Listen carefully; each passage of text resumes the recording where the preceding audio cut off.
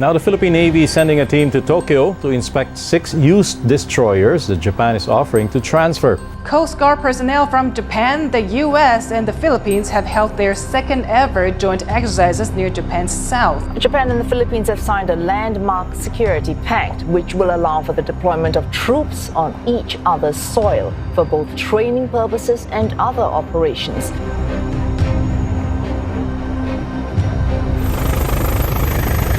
For the first time in modern Asian geopolitics, Japan and the Philippines, 2 U.S. allies with very different histories and defense traditions, have entered a legally binding military pact that allows their troops, ships, and aircraft to operate on each other's soil.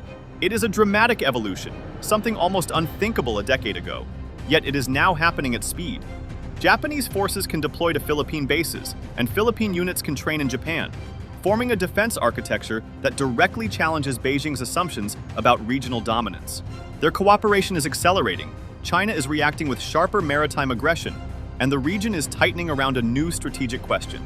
Can this emerging Tokyo-Manila partnership truly deter China's expanding power? This question matters now more than ever. Chinese coercion in the South China Sea has grown bolder, turning routine patrols into violent confrontations as Philippine vessels are struck with water cannons, rammed at close range, and jammed by electronic interference. In the East China Sea, Japanese forces are facing their own pressure around the Senkaku Islands, while Tokyo positions missiles and surveillance systems in preparation for any conflict that may spill from the Taiwan Strait. Manila has already acknowledged that it cannot remain on the sidelines if Taiwan is attacked. Geography alone forces it into the center of any crisis, and as tensions mount on every front, the Philippines has shifted rapidly from decades of internal security operations to its first real external defense posture in the modern era. Japan and the Philippines now find themselves linked not just by treaties, but by shared vulnerabilities, shared strategic fears, and an increasingly aligned sense of urgency. Their cooperation is bolstered by the United States, which sees both countries as anchors of its Indo-Pacific strategy. Our alliance has never been stronger.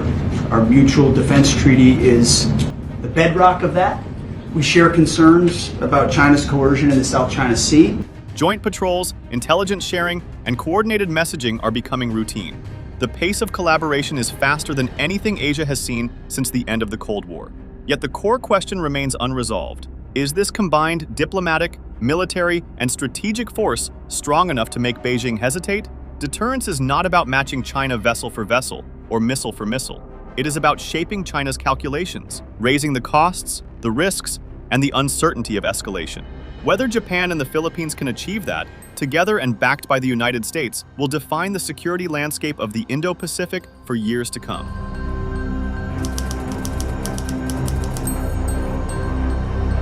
The tightening partnership between Japan and the Philippines is not happening in a vacuum. It is unfolding in a region being reshaped by China's rapid military expansion and increasingly aggressive behavior at sea. The PLA Navy has grown into the world's largest by sheer number of ships, and Beijing is using that power not as a distant symbol, but as a daily tool of coercion across the West Philippine Sea and East China Sea. Chinese Coast Guard and militia vessels have intensified their harassment of Philippine resupply missions, firing high-pressure water cannons, conducting dangerous blocking maneuvers, ramming smaller boats, and even using lasers to blind crews. Scarborough Shoal and Second Thomas Shoal have transformed into frontline arenas, where China asserts control through constant presence, overwhelming numbers, and aggressive tactics meant to send one message: resistance is futile. Japan is facing its own version of this tightening squeeze. Chinese aircraft and ships are conducting more frequent and more complex maneuvers around the Senkaku Islands, testing Japan's air defenses and forcing its Coast Guard into near-daily scrambles. At the same time, Beijing has expanded air and naval activity around Taiwan, an island whose fate is inseparable from Japan's own security. Every missile China fires into waters around Taiwan lands uncomfortably close to Japan's southwest islands. Every PLA exercise rehearsing blockade scenarios threatens the sea lanes that keep Japan's economy alive. Both countries also face pressures that go beyond the visible confrontations at sea. Economic coercion, cyber intrusions, disinformation campaigns, and political intimidation have become part of China's wider playbook. These pressures remind Tokyo and Manila that Beijing's strategy is multi-layered and persistent. They also show a deeper realization. the crises each country faces are not isolated. A clash in the West Philippine Sea is connected to tensions in the East China Sea. Aggression around Taiwan affects both nations directly. And China's pursuit of regional dominance does not stop at maritime boundaries. It moves through trade, technology, diplomacy, and information. This shared sense of vulnerability is what now binds Japan and the Philippines closer than ever. Both governments understand that no problem in the Indo-Pacific stays local for long. A crisis in one area ripples across the region. The security of Taiwan affects the Philippines. The defense of the Senkaku Islands affects Japan's ability to support allies. And China's push into the West Philippine Sea has implications that stretch from Luzon to Okinawa.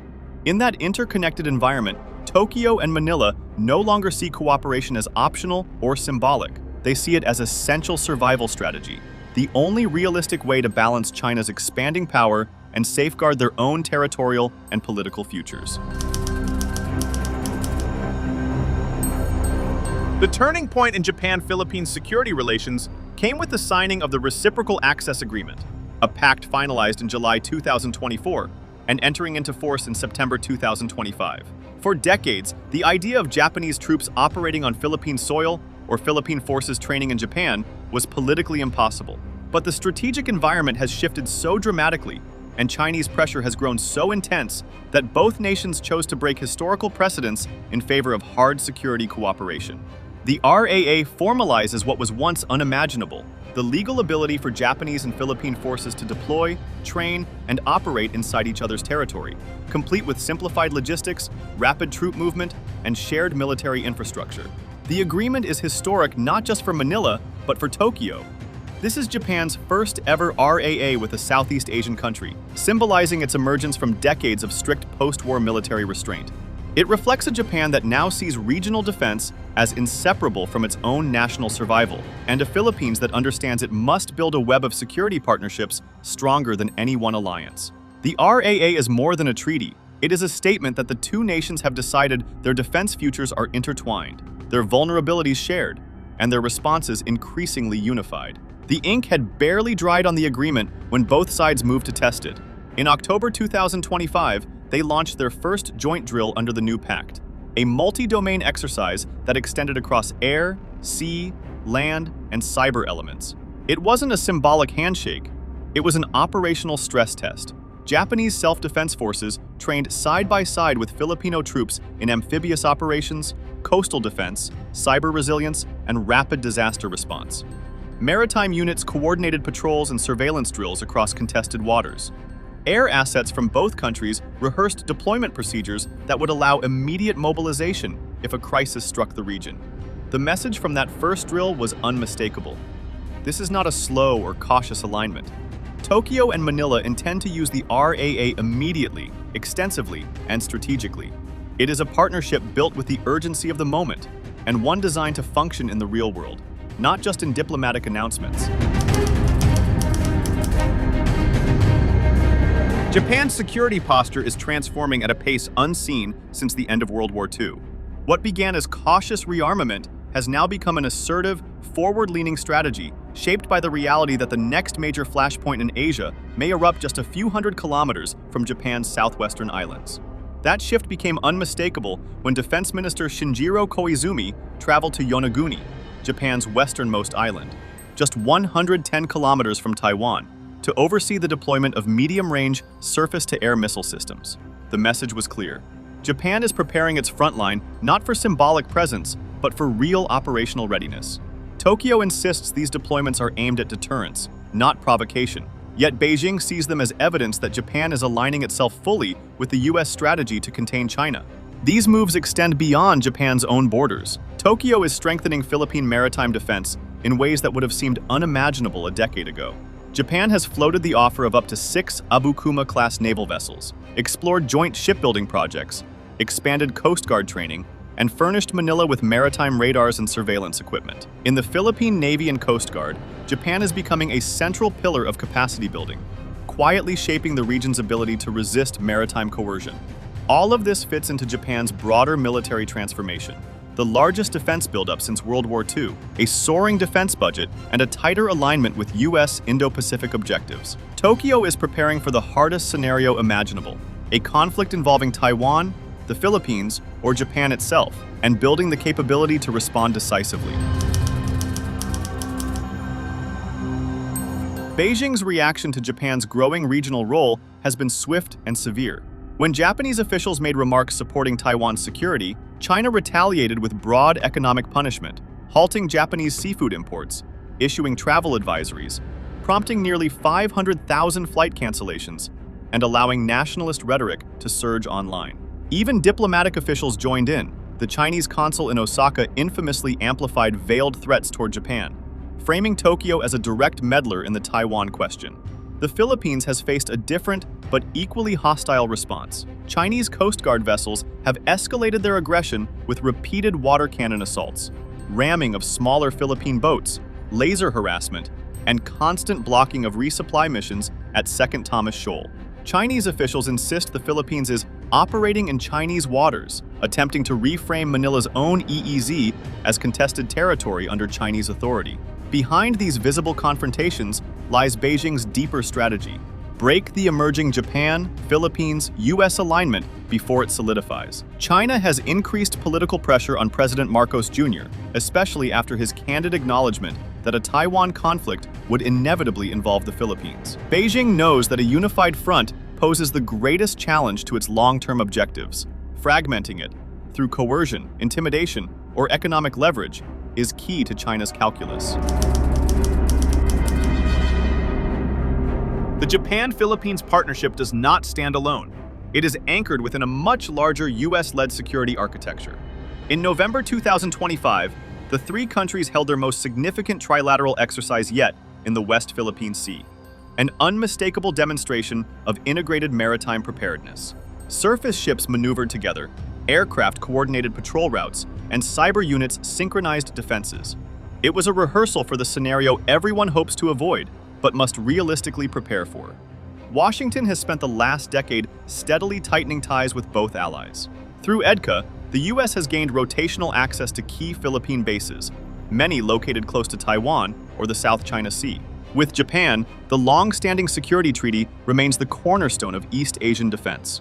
Quietly, the US also encouraged the Japan-Philippines RAA, knowing that a stronger link between its two closest Indo-Pacific partners strengthens the first island chain from both ends. From Beijing's perspective, all of this looks like encirclement. It sees a hardening line of deterrence stretching from Japan's Nansei Islands to Luzon, reinforced by the US-Japan alliance and Washington's renewed military presence in the Philippines. To China, this is not coincidence.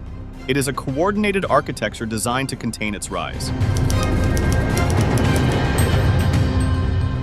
President Marcos Jr. has already stated what previous administrations hesitated to admit: a Taiwan conflict will inevitably involve the Philippines. Geography alone ensures this. Philippine airspace, sea lanes, and bases sit along the primary routes for any response.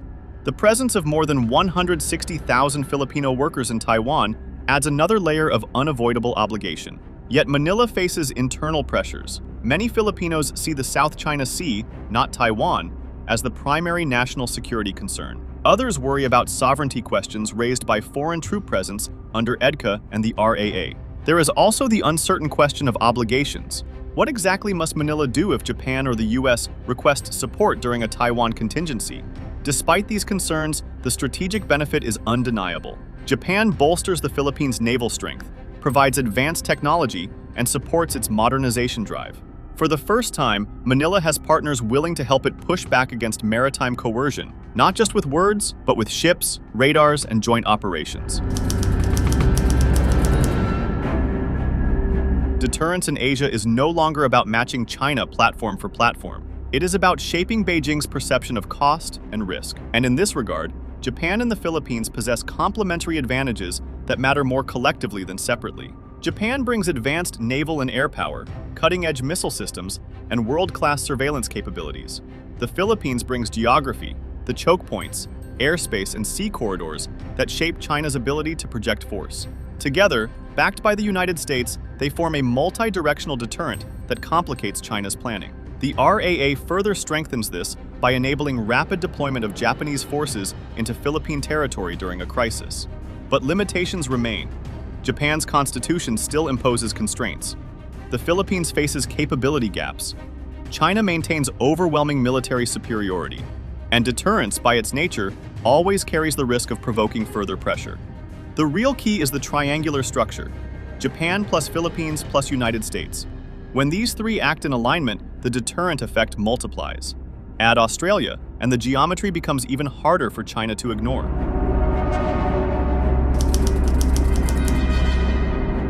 Joint exercises between Japan and the Philippines are set to become routine, expanding into air and missile defense coordination, anti-submarine warfare, and cyber operations. Japan is positioning itself as the Philippines' most consistent defense partner in Southeast Asia, exploring arms exports, technology transfers, and deeper Coast Guard cooperation. Manila's modernization, long stalled by bureaucracy and budget constraints, is finally accelerating with Japanese support. What is emerging is a new Indo-Pacific security architecture, one where the Philippines is no longer a weak link, but a central hub. Japan and the Philippines cannot match China's military power on their own. But deterrence does not hinge on matching strength. It hinges on altering the opponent's calculations. Together, and reinforced by the United States, Tokyo and Manila form a fast-emerging deterrent triangle. Alone, neither can stop China. Together, with overlapping alliances, shared deployments, rapid access agreements, and coordinated exercises, they can raise the cost of aggression, slow Beijing's advances, and reshape the balance of power in the Indo-Pacific. This alliance will not end China's ambitions, but it can make those ambitions far more difficult and far more dangerous for Beijing to pursue. If you liked the video, do not forget to like, share, and subscribe our channel for deep analysis of contemporary issues.